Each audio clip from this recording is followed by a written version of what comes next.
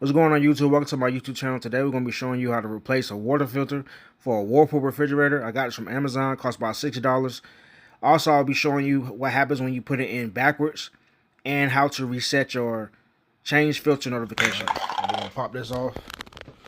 Open the refrigerator. Up here. Push. Just sign, lock, unlock it, pull it out.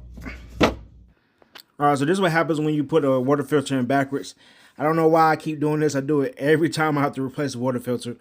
But yeah, I thought this time was gonna be different, but nope. What is the deal?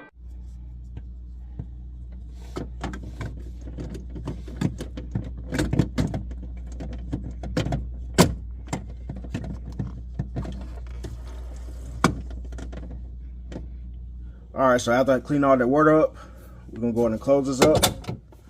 Now we're gonna reset the filter. What you're gonna do is push options, filter reset, and listen for the three bings or pings. Now you want to run at least 3 to 5 gallons of water through the filter before you drink it, and you should be good to go.